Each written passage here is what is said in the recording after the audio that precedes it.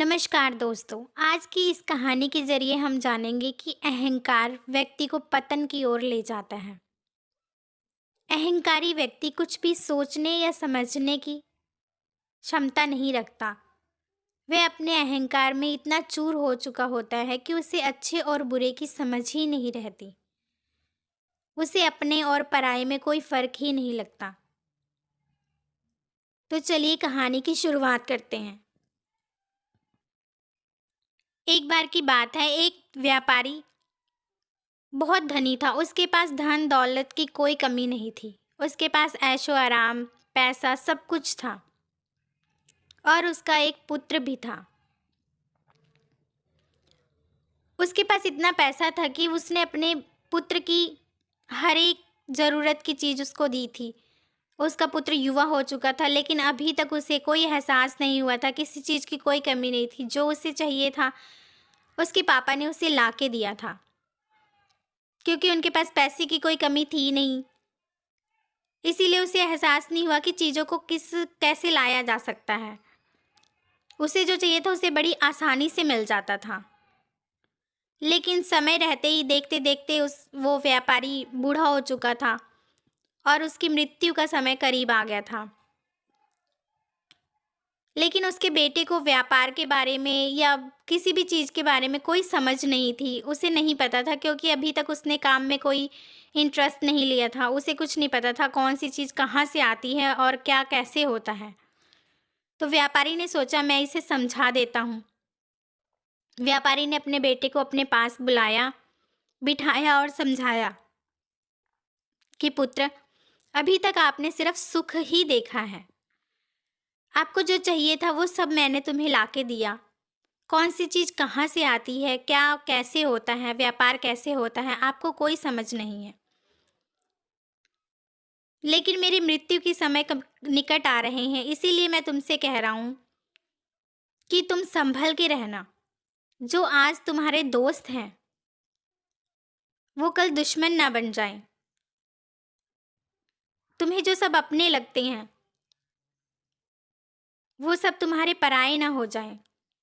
इसीलिए तुम ध्यान से रहना और कोई भी फैसला बहुत सोच समझ कर लेना।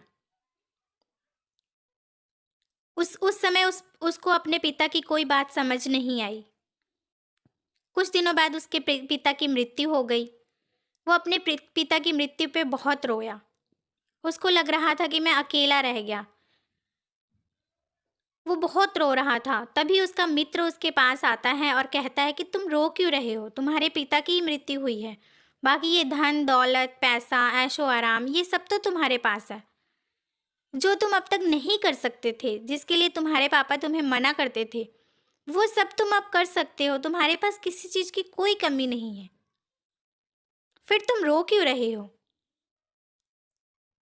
अब अपने दोस्त की बात सुनकर उसने सोचा, कह तो ठीक ही रहा है। मेरे पास तो किसी चीज़ की कोई कमी नहीं, सब कुछ तो है मेरे पास। फिर उसके बाद उस लड़के को, जो उसके पिताजी मना करते थे कि ये नहीं करना है, इसको नहीं बुलाना है, वो सब काम करने लगा, क्योंकि सब कुछ धन दौलत, कारोबार सब उसके हाथ में था। वो जो चाहता वो करता। अपने दोस्तों को जिस टाइम मर्जी अपने घर पे बुलाता, पार्टी करता, अय्याशी करता। वो पैसा ज़्यादा होने के कारण वो गलत आदतों में फंस चुका था। उससे कोई भी रिश्तेदार या दोस्त मदद के लिए उधार मांगता तो वो ज़रूरत से ज़्यादा दे देता। वो अपने आप को साबित करना चाहता था। उसके अंदर अपने पैसे और कारोबार को लेकर घमंड आने लगा था। जब वो लोगों को ज़रूरत से ज़्यादा पैसा दे देता तो लोग खुश हो जाते, उसकी वाहवाही करते। वो उस वाहवाही के लिए जिसको जितना चाहिए था उससे ज़्यादा ही देता। ऐसे ही एक बार नगर में अनाउंसमेंट हुई किसी मंदिर में कि जो सबसे ज़्यादा दान देगा उसका नाम पत्थर पे लिखवाया जाएगा और वो पत्थर मंदिर पे लगाया जाएगा। तो इसने भी अपने घमंड में आकर वहाँ बढ़ चढ़कर सबसे ज़्यादा दान दिया ताकि इसका नाम पत्थर पर लिखवाया जाए। और वहीं से दान देकर वापस आ रहा था तो रास्ते में उसे एक साधु मिले जो उससे भिक्षा मांगने लगे। तो उन्हें देखकर उसने उन्हें बहुत खरी खोटी सुनाई कि तुम जैसे लोग धरती पर पैदा ही क्यों होते हैं, जिन्हें सिर्फ पेट भरने के लिए, 2 वक्त की रोटी के लिए तुम मांगते रहते हो। जिंदगी में तुम्हें कुछ करना तो है नहीं, तुम 2 वक्त की रोटी के लिए किसी के भी आगे झुक जाते हो। झुकना है तो ईश्वर के आगे झुको। उसने उसे दान तो दिया नहीं, लेकिन खरी खोटी सुनाकर, उल्टा सीधा बोलकर वहां से चला आया। अब उसके दोस्त, रिश्तेदार सब उससे बहुत प्रसन्न रहते, क्योंकि ये सबको सब कुछ देता था। कोई भी पैसा मांग ले, कुछ भी मांग ले, ये कभी मना नहीं करता था। दिन रात पार्टी करना, अय्याशी करना, घूमना फिरना, बस यही इसका काम रह गया था। इसके अंदर घमंड आ गया था कि कोई भी काम कोई करता है तो मुझसे पूछता है, मेरे बिना तो कोई काम हो ही नहीं सकता। लेकिन गलत आदतों के कारण इसका धन धीरे धीरे धीरे नष्ट होने लगा। जब इसका धन नष्ट होने लगा, ये कर्जदार हो गया, तो कर्जे वाले अपना कर्जा मांगने लगे। तब इसने सोचा, जो मैंने अपने दोस्तों और रिश्तेदारों को उधार दिया है वो मैं उनसे ले लेता हूँ, तभी मैं इनका कर्जा चुका पाऊंगा। लेकिन जब उसने अपने रिश्तेदारों और दोस्तों से अपने ही दिए पैसे मांगे, तो उनमें से किसी ने भी देने से इनकार कर दिया और उल्टा इससे रिश्ता भी तोड़ लिया, इससे दुश्मनी कर ली। अब इससे कोई बात नहीं करता था, कोई इसे प्यार नहीं करता था, सब इसके पराये हो चुके थे। अब ये दुनिया में एकदम अकेला हो गया था। इसे समझ नहीं आ रहा था मैं क्या करूं। अभी तक जो सब मेरे अपने थे, सब मेरी वाहवाही कर रहे थे, अब उनमें से कोई भी मुझसे बात नहीं करना चाहता, कोई भी मेरी मदद नहीं करना चाहता, मेरे ही पैसे कोई मुझे नहीं लौटा रहा है। ऐसे ही बहुत परेशान था, भूखा प्यासा था, सुबह से दोपहर हो चुकी थी, इसने खाना भी नहीं खाया था। तब इसने सोचा कि मैंने जहाँ दान दिया था, जहाँ मैंने पत्थर पर अपना नाम लिखवाया था, मैं उस मंदिर में जाता हूँ। शायद मैंने इतना बड़ा दान दिया था, वो मेरी कुछ मदद करे, मुझे खाना दे दें। तो वो उसी मंदिर जाता है और जिनको उसने दान दिया था उनसे कहता है कि मैं वही व्यक्ति हूँ जिसने सबसे बड़ा दान इस मंदिर के लिए दिया था, जिसका नाम इस पत्थर पर लिखा है। तो वो व्यक्ति कहता है, भिखारियों की यहाँ कोई जगह नहीं है, भिखारी बाहर लाइन में बैठे हैं, आप भी वहाँ बैठ जाइए, आपको भोजन मिल जाएगा। ये बात सुनकर उसके मन को बहुत जोर से धक्का लगता है।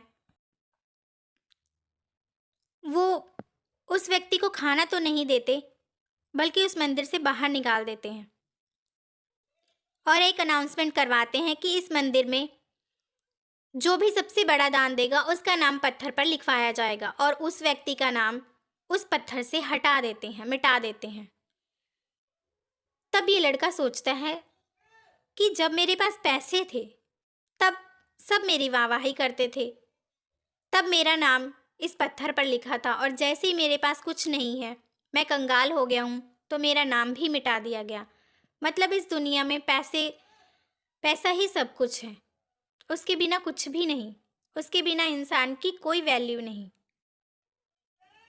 वो भिखारियों की लाइन में बैठ तो जाता है, लेकिन भीख मांगने की उसकी हिम्मत नहीं पड़ती। दोपहर से शाम तक बैठा रहता है, लेकिन उसको कुछ खाने को नहीं मिलता। वो भूखा प्यासा, उसे चक्कर आ रहे होते हैं भूख के मारे। तभी वो साधु, जिनको उसने खरी खोटी सुनाई थी, जिनकी बेइज्जती की थी, वो वहां पर आ जाते हैं और वो उसका हाल देखकर उन्हें बड़ी दया आती है। तो वो अपनी जो भिक्षा मांग कर लाए थे, जो उन्हें भोजन मिला था, उसी भोजन में से कुछ भोजन उस लड़के को देते हैं और कहते हैं, खा लो, तुम बहुत भूखे लग रहे हो, पहले खाकर अपनी भूख को शांत करो। तब उस लड़के को एहसास होता है कि मैंने जिनके साथ इतना बुरा किया था वही आज मेरे काम आ रहे हैं। तभी वो लड़का उस भोजन को बड़ी जल्दी जल्दी खाता है, उसको ये लगता है जल्दी से ख़त्म कर लो, बहुत भूखा था। उसे वो भोजन उस दिन इतना अच्छा लग रहा था, ऐसा लग रहा था जैसे उसने अभी तक ऐसा भोजन कभी किया ही नहीं। और जबकि जब वो अमीर था तो वो ऐसे भोजन की तरफ देखता भी नहीं था। जिस भोजन को खाकर उसे आज इतनी संतुष्टि मिल रही थी, ऐसी संतुष्टि उसे 56 प्रकार का भोग लगाकर भी नहीं मिलती थी। तभी वो साधु कहते हैं कि तुम्हें संतुष्टि इसीलिए मिल रही है क्योंकि तुम बहुत दिनों से भूखे थे, तुम्हारे पास कुछ नहीं था। और अगर ऐसा ही भोजन तुम्हें रोज मिलता रहे तो तुम्हें इससे अच्छा चाहिए होगा, तुम्हारी इच्छाएं और बढ़ जाएंगी। हमारी इच्छाओं के बढ़ने के कारण ही हमें संतुष्टि नहीं मिलती, और जब इच्छाएं हद से ज़्यादा बढ़ जाती हैं और हम उन्हें प्राप्त भी कर लेते हैं, इच्छाओं को पूरा कर लेते हैं, तो हमारे अंदर घमंड आ जाता है। जब हमारी इच्छाएं पूरी हो जाएं तो हमें कभी घमंड नहीं करना चाहिए, हमें उतने में संतुष्ट रहना चाहिए, विनम्र भाव रखना चाहिए, क्योंकि घमंड इंसान को पतन की ओर ले जाता है। जब तुम्हारे पास धन दौलत सब कुछ था, तब तुमने उसकी कभी कद्र नहीं की, तुमने उसे पानी की तरह बहाया, और तुमने साधुओं की या राहगीरों की बहुत बेइज्जती की, गरीबों की, उन्हें बुरा भला कहा, और जिन्हें तुमने अपना धन पानी की तरह बांटा वो तुम्हारे सब दुश्मन हो चुके हैं। इसीलिए जब हमारे पास सब कुछ होता है तो हमें विनम्र भाव रखना चाहिए, हमें सबके पर दया और करुणा का भाव रखना चाहिए। तभी उस परेशान व्यक्ति को देखकर वो साधु उसको एक सोने से भरे सिक्कों की पोटली देते हैं। तब वो लड़का कहता है कि ये आपके पास कहाँ आया, आप तो वैरागी हैं, भिक्षा मांगकर अपना पेट भरते हैं, आपके पास इतने सारे सोने के सिक्के कहाँ से आए? तो उन्होंने कहा, ये सोने के सिक्के उसी के हैं, जब उस दिन तुम मुझे मिले थे, तुमने मुझे उल्टा सीधा बोलकर तुम वहाँ से चले गए, तो तुम्हारे पास से सोने के सिक्कों की थैली गिर गई थी, तो मैंने उसे उठा के रख लिया था। मैंने सोचा जब तुम मिलोगे तो मैं तुम्हें लौटा दूंगा, लेकिन उस दिन के बाद तुम मुझे आज मिले हो, तो ये लो, ये तुम्हारी ही है, तुम रख लो। तब उसने वो सोने के सिक्कों की थैली ली और सोचा कि मैं इन सोने के सिक्कों से दोबारा से अपना व्यापार खड़ा करूंगा और इससे भी बड़ा व्यापारी बनकर दिखाऊंगा।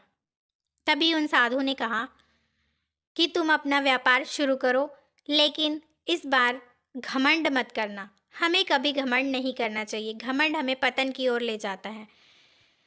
हमें हमेशा विनम्र रहना चाहिए। विनम्र व्यक्ति हमेशा अपने से बड़ों या किसी दूसरे से सीखने की कोशिश करता है, अपनी गलतियों को सुधारता है और अच्छे और बुरे में फ़र्क जानता है। लेकिन जब हमारे अंदर घमंड आ जाता है तो हमारी सोचने और समझने की शक्ति ख़त्म हो जाती है और फिर वही हमारे पतन का कारण बनती है। इसीलिए अगर ज़िंदगी में सफल होना है, कामयाब होना है और संतुष्टि और शांति चाहिए, तो हमें हमेशा विनम्र रहकर दूसरों से सीखने की कोशिश करनी चाहिए और जो हमारी गलतियां हैं उन्हें सुधारना चाहिए। तो दोस्तों, आज की ये कहानी आपको कैसी लगी हमें कमेंट कर अवश्य बताएं, और अगर हमारी ये कहानी अच्छी लगी हो, आपने इस कहानी से कुछ भी सीखा हो, तो हमारे चैनल को लाइक, शेयर एंड सब्सक्राइब कर दें। धन्यवाद।